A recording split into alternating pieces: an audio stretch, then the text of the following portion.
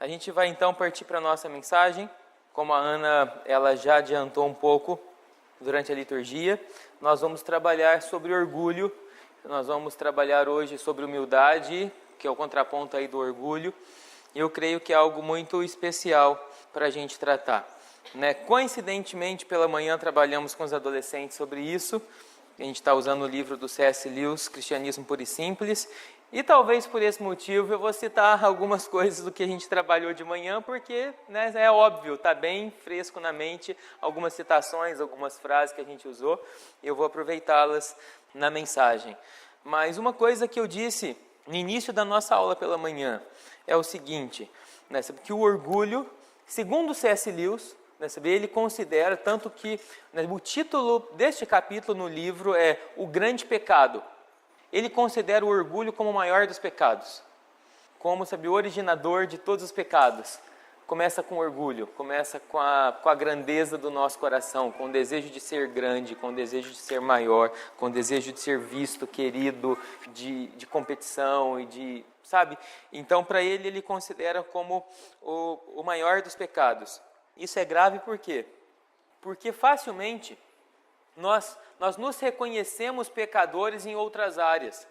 Não é difícil eu perguntar para vocês qual é o seu maior pecado, qual é a sua maior dificuldade, qual é a área a qual você mais luta, mais persiste ali, em tentar acertar, escorrega de vez em quando e vai.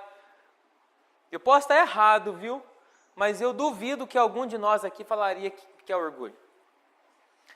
Porque é o pecado que nós não reconhecemos. Porque nós nunca somos orgulhosos. Nós odiamos pessoas orgulhosas. Quem é orgulhoso com a gente, quem trata a gente com orgulho, quem é soberbo, quem quer crescer em cima de gente ou de outros, a gente fica com raiva, com ódio, isso incomoda o nosso coração. Mas a gente nunca é orgulhoso.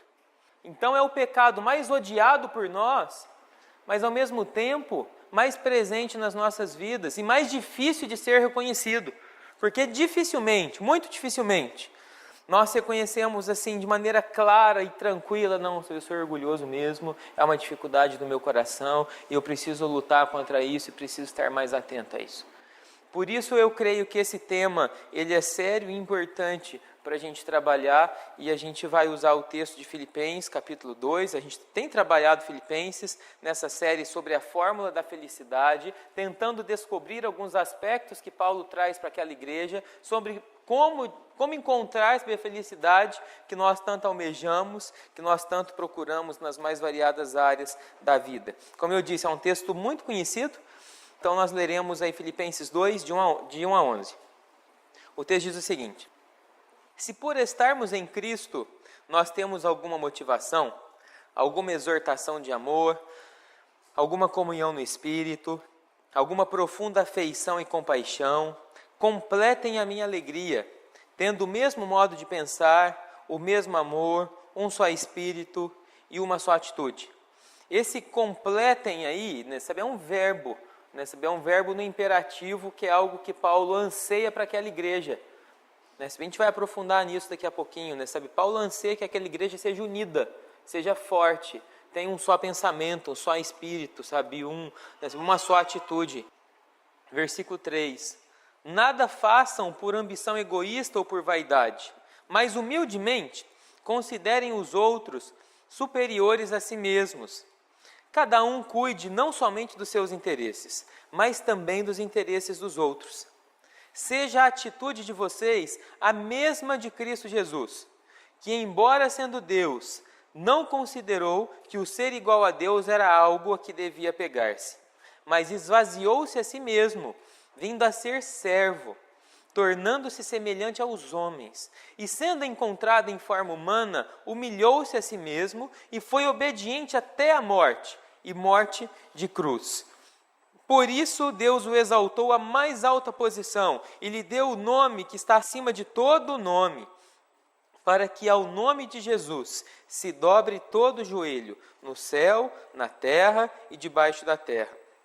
E toda língua confesse que Jesus Cristo é o Senhor, para a glória de Deus Pai. Vamos orar mais uma vez e falar com Deus? Senhor Deus, nós te agradecemos muito por esse tempo de culto. É muito bom cultuar ao Senhor. É muito bom ouvir sua palavra. É muito bom também sentir a sua presença no nosso meio. E nós cremos que a sua presença está aqui entre nós.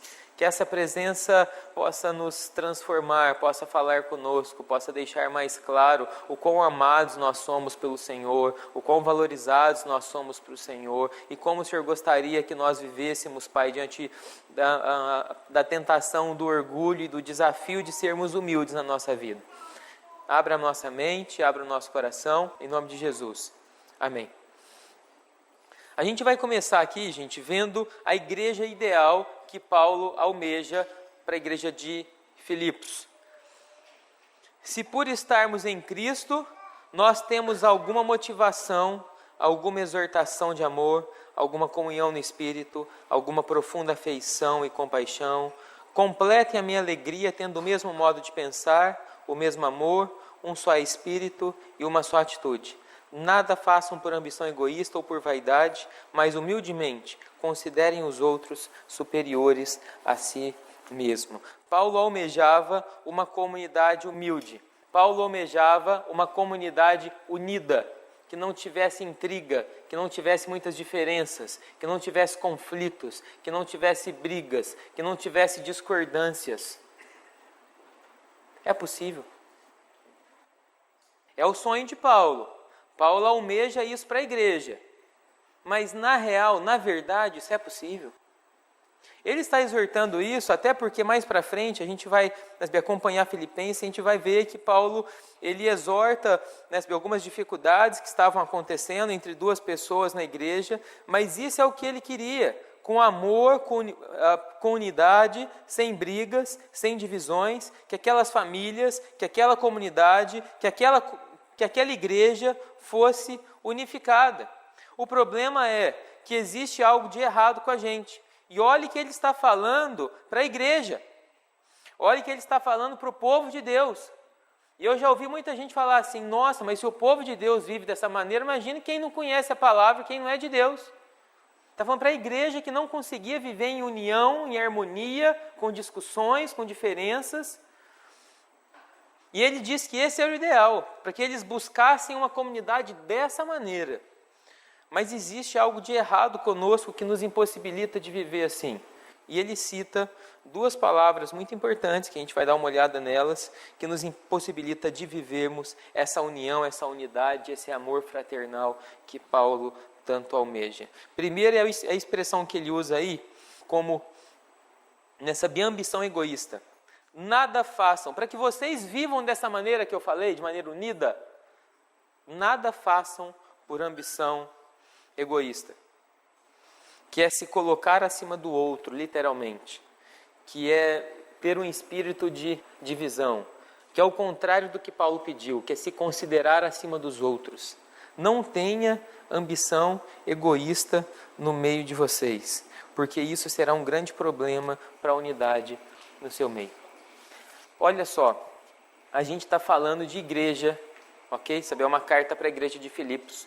Mas a gente pode muito bem aplicar essa palavra para os nossos relacionamentos, para a nossa família, para a república que a gente mora, para o nosso ambiente de trabalho. Porque eu creio também que a vontade de Deus é que a gente viva de maneira unida. Eu creio que a vontade de Deus seja que a gente viva de maneira bem amorosa entre irmãos.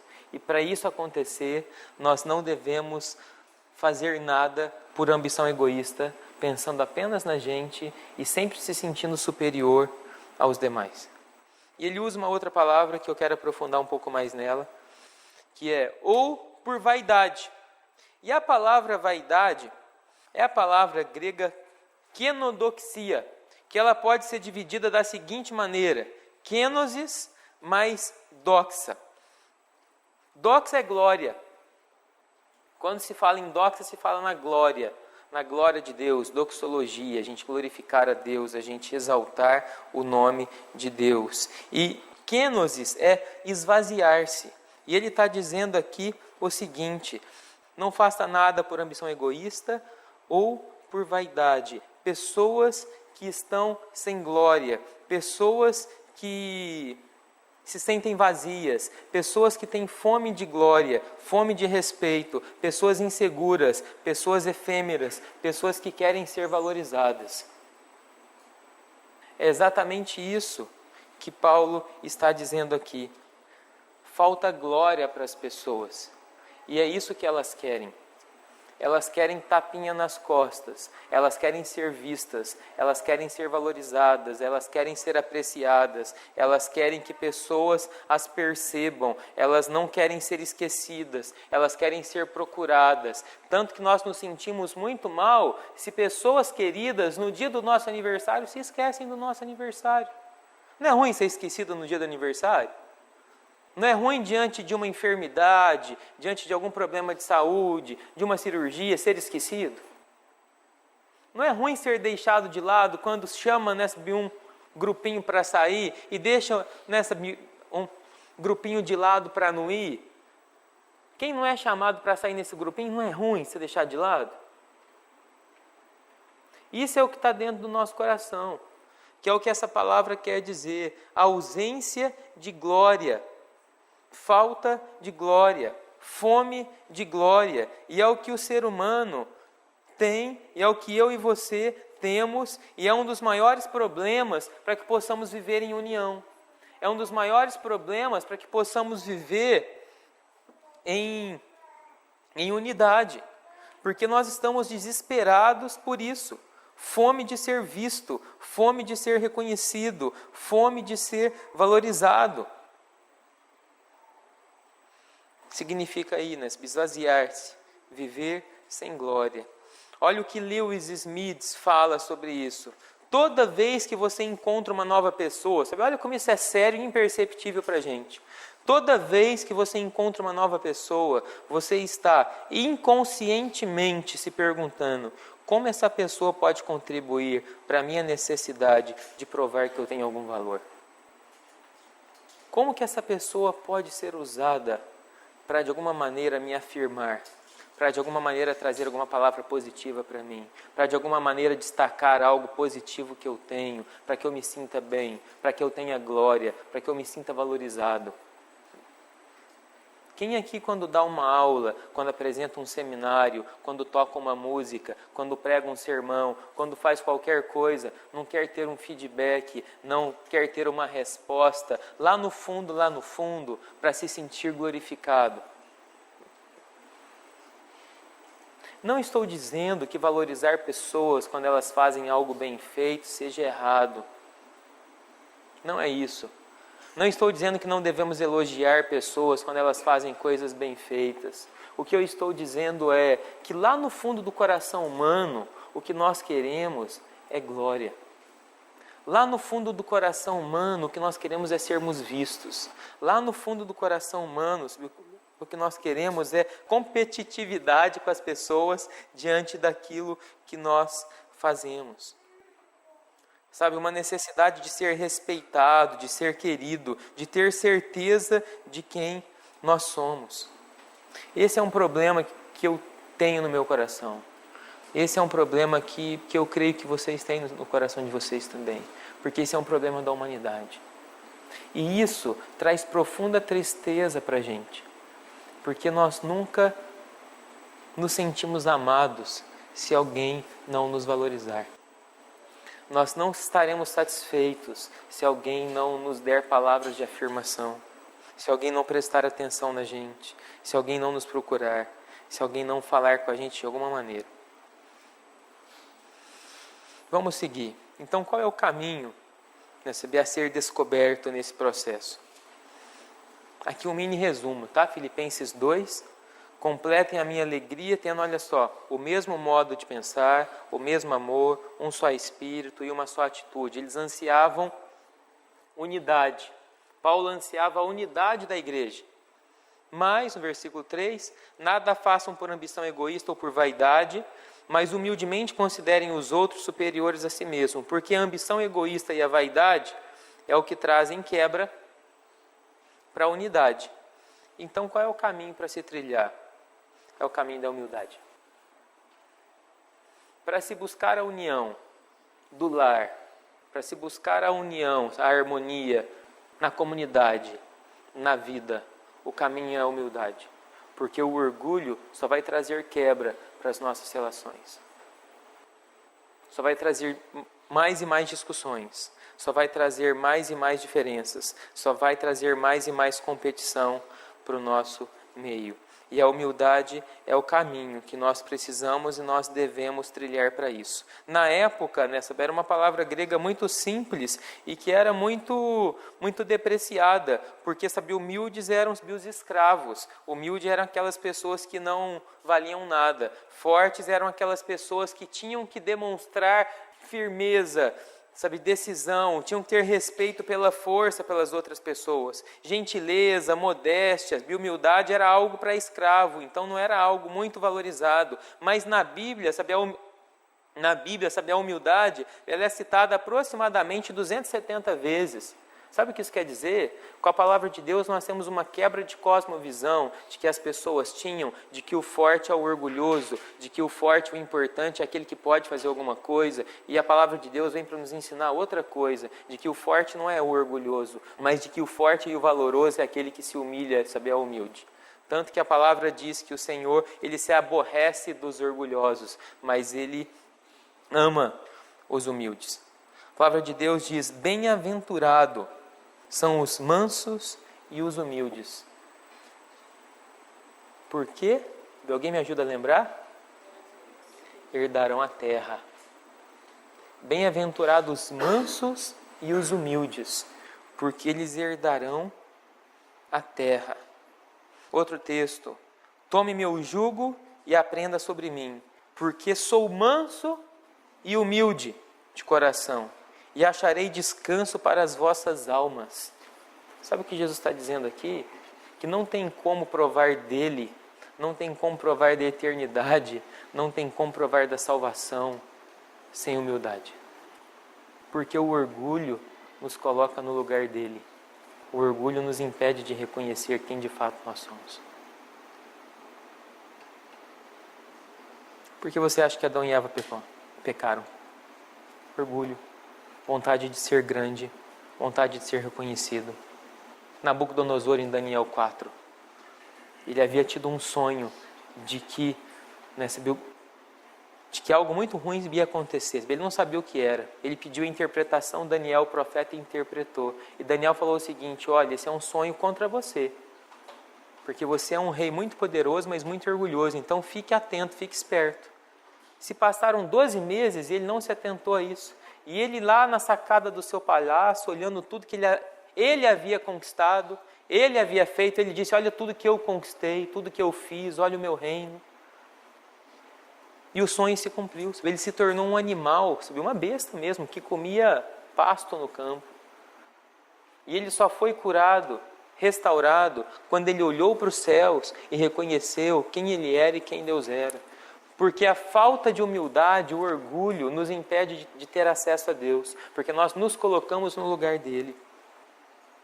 Você consegue imaginar como isso é importante para mim e como isso é importante para você?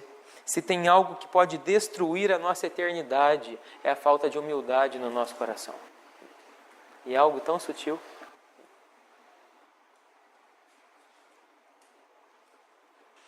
Mas tem algumas ferramentas que eu queria tratar com vocês aqui para nos ajudar a enxergar esse orgulho no nosso coração. São 4.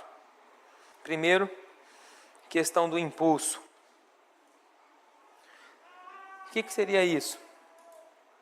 Nós podemos ser apaixonados, trabalhar, desejar fazer com excelência aquilo que a gente faz, talvez realmente porque a gente ama. Eu vou dar um exemplo de algo que eu gosto de fazer porque eu amo fazer. Muitos aqui me conhecem e sabem que eu gosto de correr. Eu gosto de correr. Para mim é uma alegria, para mim é um prazer. Eu me alegro fazendo isso.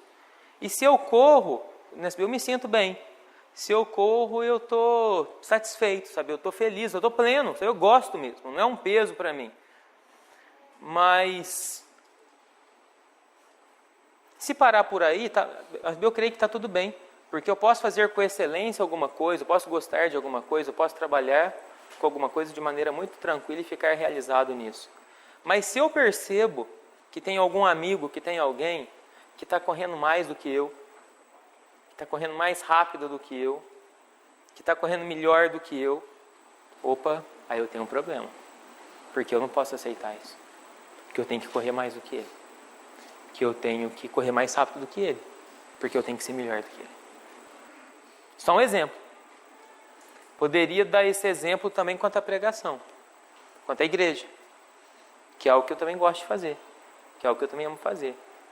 Se eu percebo que tem pregadores que pregam, gosto e tento pregar com excelência, mas se eu percebo que tem pregadores que pregam melhor do que eu, e tem,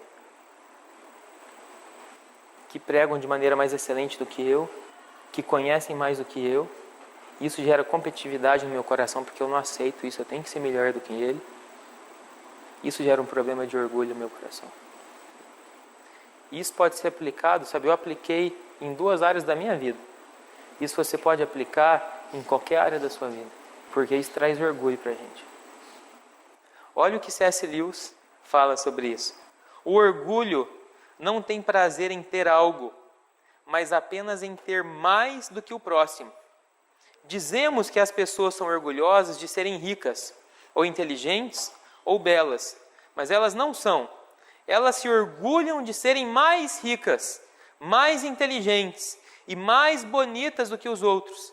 Se todo mundo se tornasse igualmente rico, inteligente e bonito, não haveria de que se orgulhar. É a comparação que faz uma pessoa orgulhosa, o prazer de estar acima dos demais. É fulano de tal que fez tal procedimento estético e eu tenho que fazer também. É fulano de tal que comprou aquele carro e eu tenho que comprar também, porque eu não aceito ficar menos. É fulano de tal que fez aquele curso, nossa, mas eu nunca pensei em fazer aquele curso não tem nada a ver com a minha vida, mas eu tenho que fazer também. Porque é uma competição, porque é orgulho, porque um quer ser maior que o outro. E isso a gente corre o risco de deixar de correr a nossa corrida e viver a nossa vida e ficar vivendo a vida dos outros. E isso a gente corre o risco também de provar de separações gravíssimas em relacionamento, porque os nossos relacionamentos passam a ser competitivos por conta do nosso orgulho e nós não temos capacidade de ceder para o outro. Nós, maridos e esposas aqui presentes, quantas situações nós não vivemos diante disso? Dificuldade de ceder. Porque a gente quer competir diante do que a gente sabe, do que a gente acha que é certo, do que a gente gosta e do que a gente acha que é melhor para a gente. Isso é orgulho, isso é competição. Ambiente de trabalho, ministério na igreja, entre qualquer outras áreas.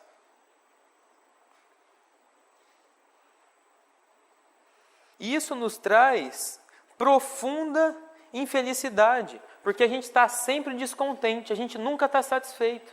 Por isso que o orgulho é uma fonte fortíssima de infelicidade e a humildade um grande caminho para a fórmula para sermos mais felizes. Porque ele nos traz descontentamento, o orgulho. A gente está sempre competindo, sempre querendo ser melhor, sempre querendo crescer, sempre querendo ser maior do que o outro. Volto a dizer, o problema não é crescer. Nós devemos, como cristãos, fazer tudo da melhor maneira possível, com excelência, porque nós fazemos para o Senhor.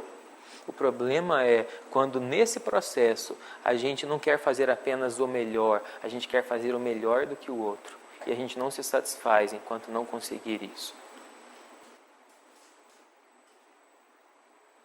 Um namoro. 2 garotos, 2 amigos, podem talvez se apaixonar pela mesma menina. Isso pode acontecer? Pode acontecer. Mas pelo orgulho, um deles pode tomar a decisão seguinte: vamos ver quem vai conquistar aquela menina e eu que vou conquistar aquela menina. Coisa simples, que trazem insatisfação e tiram a felicidade do nosso coração. E isso pode ser levado para qualquer área da vida, como o Lewis disse: dinheiro, sexualidade, vida, trabalho, família. Então os nossos impulsos revelam um pouco do orgulho do nosso coração. Mas, menosprezo, quando nós tratamos pessoas com sarcasmo, com desdém, com zombaria, ridicularizando, sempre olhando de cima para baixo para com pessoas, nem sempre diretamente para elas, porque às vezes a gente não tem coragem de falar para as pessoas o que a gente fala sobre as pessoas para outras pessoas, mas trata com desdém, com desprezo, ridicularizando, menosprezando. E isso lá dentro são manifestações de orgulho do nosso coração. Em vez disso, sabe, humildade significa tratar todos aqueles que são menores do que você ou eu com cortesia, graça e amabilidade. Porque a humildade é o contrário do menosprezo. Difícil isso, não? Como temos tratado as pessoas? Como temos falado sobre as pessoas nas nossas rodas de conversa? Isso revela o orgulho do nosso coração. Isso é algo extremamente perigoso. Porque, como nós vimos, o orgulho nos separa de Deus e o orgulho nos separa das pessoas. Em terceiro lugar, vontade. A vontade aí significa o seguinte: uma pessoa orgulhosa não pode admitir que está errada, não pode aceitar conselhos, elas não podem fazer correções e não gostam de se arrepender. Elas não estão dispostas a mudar de ideia, elas não são ensináveis. Coração endurecido. Pode estar errada e pode saber que está errada, mas não são ensináveis. Não tem o coração aberto para ouvir, não tem o coração aberto para, pelo menos, ouvir a ideia do outro, mesmo que seja uma ideia totalmente ridícula, mas ouvir e considerar o que a pessoa está dizendo. E às vezes nós, orgulhosos, nós nos fechamos tanto que às vezes tem muita gente com coisa muito boa para nos criticar e para nos abençoar, e nós deixamos de crescer porque o nosso orgulho não nos deixa ouvir o outro. E a gente se fecha, a gente não cresce, a gente é imaturo, e a gente vive no nosso mundinho porque o nosso coração orgulhoso acha que sempre a nossa vontade, o nosso jeito, a nossa maneira é que está certo. Não somos ensináveis. Não aceitamos correções, não aceitamos estar errado. E isso é um indício de coração orgulhoso. E o último, eu estou usando aí espelho, e eu vou explicar por quê. Porque às vezes nos falta espelho de ter uma visão errada sobre a gente mesmo. Porque nós não temos uma identidade muito bem definida de quem nós somos. Isso pode acontecer com superioridade ou com inferioridade. Pessoas que se acham demais, pessoas que são grandes demais e por isso são orgulhosas. Quem tem esse complexo de superioridade, talvez é mais fácil da gente entendê-la como orgulhosa. Gente que se acha mesmo, gente que fala mesmo e não tem crise de falar e de se achar e de se impor e é orgulhosa e às vezes até pode até reconhecer que é. Não tem espelho. Falta uma identidade, porque esse orgulho é uma necessidade de ser amado e ser valorizado. E por isso quer ser visto mesmo e trabalha nisso mesmo. Mas tem aquele que é o complexo de inferioridade. Por isso que é uma falta de identidade. Porque o orgulhoso não é só aquele que se acha demais, mas aquele que se acha de menos também pode ser muito orgulhoso. Porque às vezes aquele que se acha de menos, que está sempre reclamando, que está tudo ruim, que nunca dá nada certo, às vezes é aquele que quer o tapinha nas costas e fala assim: não, cara, você é bom, você tem muito valor, você é legal, você é um cara joia, você consegue, vai lá que vai dar certo. Na verdade é o que se faz de coitadinho num falso complexo de inferioridade, mas o que está por trás disso é um desejo de aprovação das outras pessoas, uma carência de ser valorizado e ser visto. Está vendo como isso é sutil? Isso não é só para aquele que se fala e mostra demais, mas é aquele que também que se mostra de menos, mas que lá no fundo o problema é: eu não sei quem eu sou. Eu tenho um profundo desejo de ser amado, porque me falta glória, me falta valor, me falta dignidade. Eu preciso que alguém me dê essa dignidade. Senão eu vou estar sempre no fundo do poço, senão eu vou estar sempre infeliz, senão eu vou estar sempre mal. E eu preciso disso.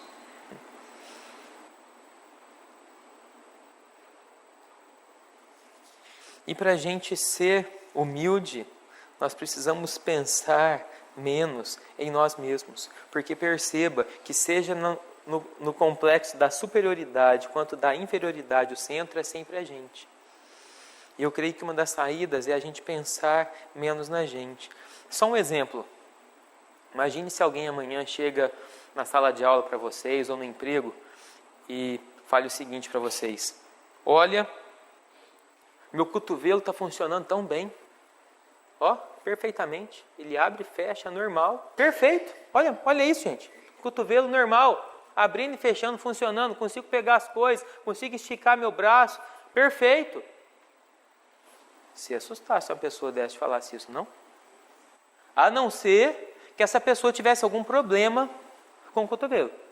Mas se você soubesse. Opa, que bom, ela tinha um problema no cotovelo, mas o cotovelo está bom. Sarou e melhorou. Por que a gente fala tanto da gente? Por que a gente quer tanto falar sobre a gente? Por que a gente quer tanto ouvir sobre a gente? Porque a gente tem problema de identidade, de ego. Porque a gente não está bem resolvido ainda. Porque a gente precisa de glória. Porque falta glória. Porque se a gente estivesse bem resolvido, a gente não falaria tanto da gente. Se a gente estivesse bem resolvido, a gente não ia querer tanto tapinha nas costas. Se a gente estivesse tão bem resolvido, a gente não ia se fazer tão de coitado. Como a gente não é bem resolvido, como a nossa identidade não é bem resolvida, não é saudável, a gente está muito preocupado sobre o que as pessoas estão falando da gente, sobre a nossa reputação, sobre quem a gente é, sobre como a gente é visto, sabe? E sempre machucado com isso. Porque tem algo de errado com o nosso ego. Porque estamos com falta de glória no nosso coração. Para a gente encerrar, como que a gente é curado disso? Porque eu acredito que é impossível a gente trabalhar a humildade por nós mesmos. É impossível a gente falar assim, a partir de amanhã eu vou ser humilde. Não dá. Por mais que a gente tente, o máximo que a gente vai conseguir vai ser uma máscara de humildade que não vai ser verdadeira. É impossível trabalhar a humildade por nós mesmos. Por isso que Paulo faz algo aqui belíssimo e que vale a pena a gente dar uma olhada. Não se assuste com a imagem que eu vou colocar aqui, está muito pequeno, vocês não vão conseguir ler, mas eu vou esmiuçar isso depois. Isso aqui é uma captura de tela da minha Bíblia online. Não Bíblia online, da minha Bíblia digital do meu computador. Por que eu fiz isso? Porque do versículo 1 ao 4, nós temos o texto que Paulo está trabalhando e a gente já trabalhou. Do versículo 5 ao 11, vocês percebem que ele está numa formatação diferente? Ele não está como texto corrido. Por que não é um texto corrido? Porque isso é um hino, porque isso é uma música, porque isso é uma poesia. Sabe? Ele tem paralelismos, ele tem características líricas, ele não é um texto narrativo, ele não é uma história, ele não é uma descrição de algo que Paulo está falando como ensinamento. Pode conferir na sua Bíblia que possivelmente vai estar dessa maneira. E Paulo ele traz um hino belíssimo, sabe? Uma canção belíssima, uma música belíssima, teológica e ao mesmo tempo relacional para nos ajudar a curar o problema do orgulho no nosso coração. Agora está mais fácil para vocês enxergarem. Fiz questão de colocar junto, tem bastante texto, eu sei, mas para a gente não perder nada desse texto, eu quero ler esse poema, essa música para vocês primeiro, antes de entrar em alguns pontos nela. Paulo está dizendo o seguinte: seja a atitude de vocês a mesma de Cristo Jesus, que embora sendo Deus, não considerou que o ser igual a Deus era algo a que devia apegar-se, mas esvaziou-se a si mesmo, vindo a ser servo, tornando-se semelhante aos homens. E sendo encontrado em forma humana, humilhou-se a si mesmo e foi obediente até a morte, morte de cruz. Por isso, Deus o exaltou à mais alta posição e lhe deu o nome que está acima de todo nome, para que ao nome de Jesus se dobre todo o joelho, no céu, na terra e debaixo da terra, e toda língua confesse que Jesus Cristo é o Senhor. Isso é um hino magnífico, isso é uma música magnífica. E sabe por que ele faz isso? Porque ele quer que nós trabalhemos a nossa humildade por meio do relacionamento com Cristo. Porque a única maneira de perder a nós mesmos, de nos auto-esquecer, de trabalharmos essa falta de glória, é olhar para Jesus. é concentrarmos em Jesus e é ver aquilo que Jesus fez por nós. Essa é a única maneira.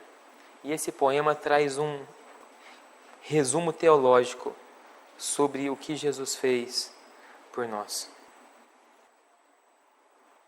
Nós precisamos olhar para Jesus. Paulo está dizendo que a maneira como vamos consertar o que há de mais de errado conosco é ter no centro a pessoa de Jesus, louvarmos em intimidade e relacionamento com Ele. Nós cantamos algumas músicas aqui de glorificar o nome de Deus. A última música que a gente cantou, o qual nós podemos dizer: digno é o Senhor, quão grande é o Senhor, quão poderoso Ele é, do que Ele fez por nós. Cá entre nós, se a gente está concentrado nisso que a gente está falando, se a gente está prestando atenção nisso que a gente está cantando, isso não mexe com a gente? Isso não traz a presença de Deus um pouquinho mais perto da gente? De ver tudo o que Ele fez, de ver tudo o que Ele realizou por nós? O que Paulo está dizendo é isso. Não tem como ser curado do nosso orgulho sem que a gente olhe, cante, sinta aquilo que Jesus fez. Porque isso aqui é isso é um poema teológico, a gente vai entrar nisso, sabe? É um poema teológico, ele está falando muita coisa sobre o que Jesus veio fazer. E ele está cantando o que Jesus veio fazer. E o que ele está dizendo é: não adianta a gente apenas conhecer o que Cristo fez, se a gente não se relacionar, não cantar, não provar, não desfrutar, não ter intimidade com esse Cristo. De nada vai adiantar se a gente não se relacionar com Ele, se a gente não vê-lo, se a gente não senti-lo, se a gente não prová-lo, se a gente não adorá-lo. Eu acho que foi o Caio que compartilhou uma foto ontem no Facebook e estava escrito assim: para que serve o teu conhecimento? Só isso. Para que serve o conhecimento que a gente adquire?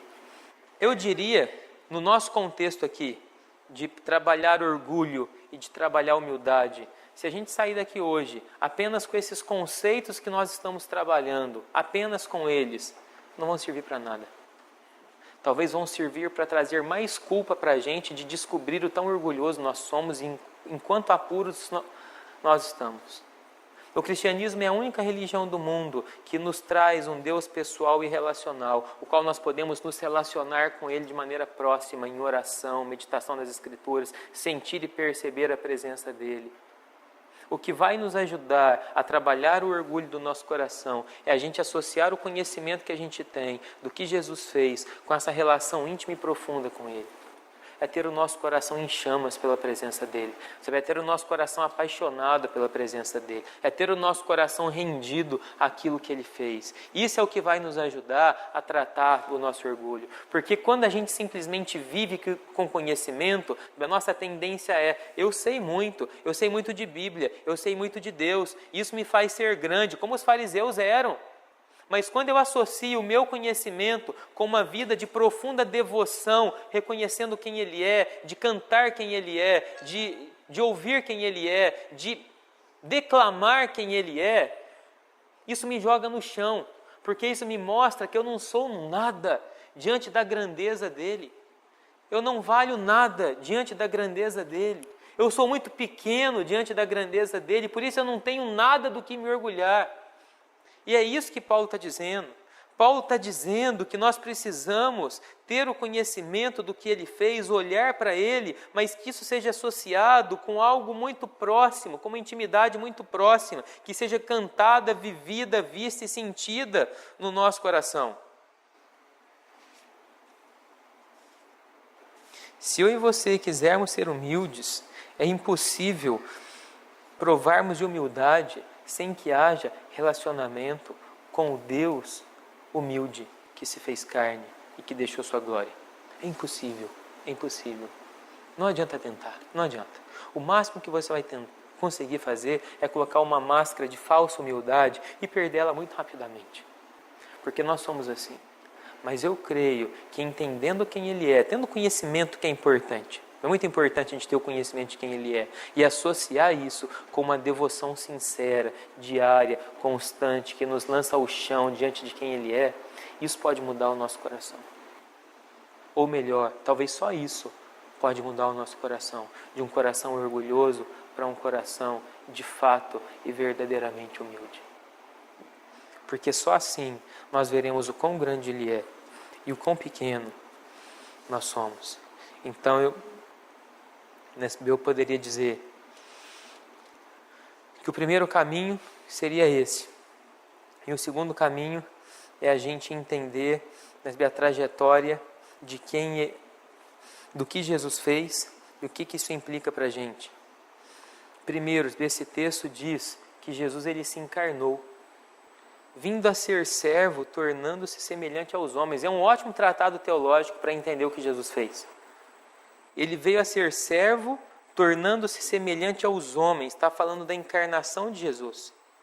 Ele humilhou-se a si mesmo e foi obediente até a morte, e morte de cruz. Está falando da expiação de Jesus, um Deus que morreu por nós.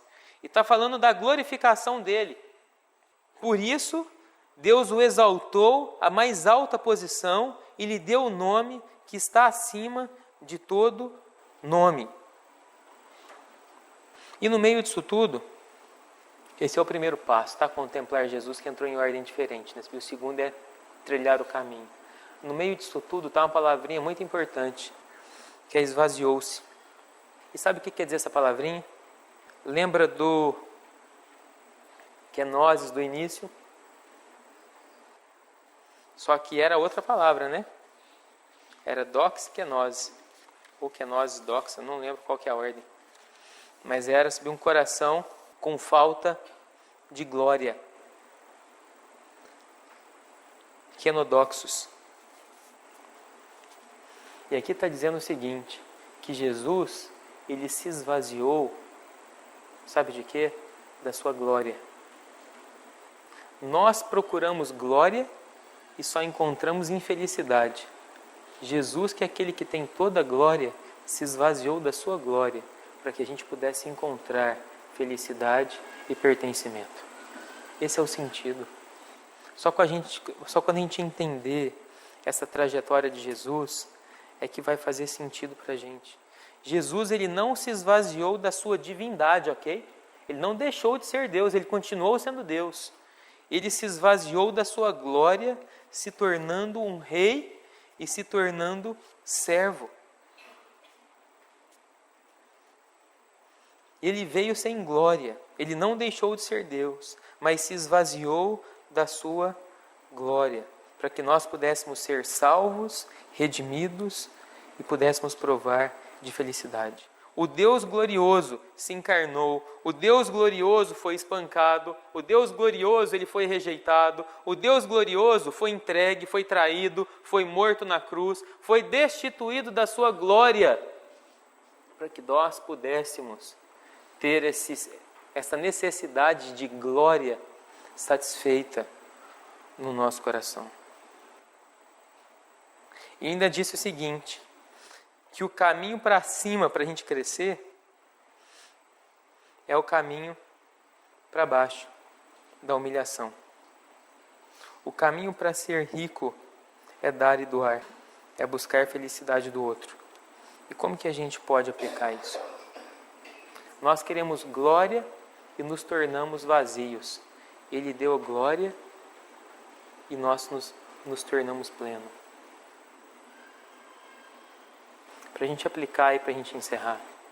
Uma maneira para a gente crescer e para a gente aplicar a humildade nas nossas vidas é considerar os outros sempre superiores a gente. É aprender a servir. É aprender a viver com o propósito de servir o outro e não de sermos servidos. Isso é extremamente difícil, porque nós queremos estar sempre certos, porque nós desdenhamos das outras pessoas, porque nós somos extremamente competitivos, mas o caminho da humildade é o caminho do esvaziamento e é o caminho do serviço. E para isso nós precisamos entender que nós somos extremamente preciosos e amados por Deus. Eu e você somos extremamente amados e preciosos por Deus. Se nós queremos glória, é porque nós não nos sentimos amados. Se nós queremos reconhecimento, é porque nós não nos sentimos valorizados. Se nós procuramos tanta grandeza, é porque nós nos achamos pequenos demais. Mas em Cristo Ele vem nos dizer que nós somos seus filhos amados. Ele cuida da nossa reputação, Ele cuida do nosso coração, Ele cuida de quem nós somos, Ele demonstra o seu amor por nós. Por isso nós não precisamos nos preocupar com isso, porque nós somos filhos amados dEle, e isso precisa encher e completar o nosso coração. Ele perdeu a sua reputação por mim e por você. Por isso, olhemos menos para a gente e olhemos mais para Ele. Olhemos menos para a gente e olhemos mais para o nosso próximo. Assim a gente vai encontrar felicidade e satisfação. Encerro com um exemplo de um livro que eu estou lendo chamado Garra, Paixão e Propósito. Ela fala sobre trabalho, sobre perseverança. Uma mulher chamada Angela Duckworth. É muito bom, vale muito a pena se você puder ler esse livro. E nesse capítulo ela está falando sobre propósito. Ela diz o seguinte, ela diz que tem muita gente infeliz naquilo que está fazendo, nas suas profissões, nas suas escolhas, porque lhes falta propósito. E quando nós não temos um propósito muito bem definido naquilo que a gente está fazendo, a gente fica infeliz, porque a gente quer encontrar o propósito. Ela diz que encontrar o propósito é algo que ajuda muito na satisfação pessoal da nossa profissão, daquilo que a gente faz. Mas ela vai além. Diante das pesquisas que ela faz, ela disse que as pessoas mais felizes, que as pessoas mais satisfeitas, mais apaixonadas por aquilo que fazem, são aquelas que têm um propósito, e nesse propósito implica o outro, não implica apenas a si mesmo. Geralmente encontramos e procuramos trabalho que implica a nossa satisfação. Eu vou trabalhar para eu ganhar dinheiro, para eu crescer, para eu ser reconhecido, para eu ser visto, porque eu preciso de glória. Mas o que ela está dizendo, uma mulher não cristã, ela está dizendo o seguinte, que as pessoas mais felizes e mais satisfeitas em seus trabalhos são aquelas que encontraram um propósito de servir o outro por meio da sua profissão, independente de qual seja. Pode ser um varredor de rua, ela deu esse exemplo, que entende que ele varrendo a rua, ele está servindo de maneira digna os moradores do seu bairro e dando melhor bem-estar para que eles possam viver comunitariamente. Pode ser um professor que entende que diante do que ele está fazendo, ele está construindo pessoas melhores, está trazendo informações melhores para que as pessoas cresçam, se desenvolvam, aprendam. Concluindo, ela diz que aquele que encontra o propósito naquilo que faz, e quando esse propósito implica o crescimento e a vida do outro, são pessoas mais felizes. Eu tenho refletido muito isso na minha vocação, naquilo que Deus me chamou para fazer. E eu creio que quando a gente reflete nisso, encontra o propósito naquilo que Deus nos chamou para fazer, e isso implica crescimento e vida dos outros, isso nos traz felicidade. Paulo está dizendo isso. Uma mulher não cristã afirma isso com pesquisas, algo que Paulo já disse há muito tempo atrás. Para que a gente não viva para os nossos interesses, mas que a gente considere os outros superiores a gente. Você consegue identificar alguma área a qual o orgulho tem destruído a sua vida? Tem destruído os seus relacionamentos? Tem destruído o seu dia a dia? Confesse isso ao Senhor. Entregue isso ao Senhor.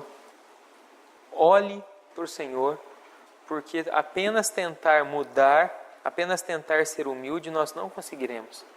Se nós quisermos provar de humildade, nós precisamos olhar para aquilo que Jesus fez. Um Deus de toda a glória, que se fez carne, que se humilhou, que se esvaziou, que se destituiu da sua glória, para que nós pudéssemos ser aceitos, amados e amparados por Ele.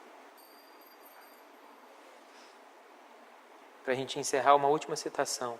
Enquanto permanecermos orgulhosos, não poderemos conhecer a Deus. Um orgulhoso está sempre olhando de cima para baixo, para pessoas e coisas. E é claro, quem está olhando para baixo não pode ver o que está acima de si mesmo. O orgulhoso nos impede de ver Deus. O orgulhoso nos impede de viver em unidade, em comunidade. O orgulhoso destrói a si e destrói quem está perto de si. Que o Senhor tenha misericórdia de nós, que a gente tenha sensibilidade para ver o que Ele fez, que a gente tenha desejo, coração inflamado e ardente para se relacionar com esse Deus que se esvaziou e se entregou por nós, porque a cura para a humildade Pai. Que Ele nos ajude em nome de Jesus.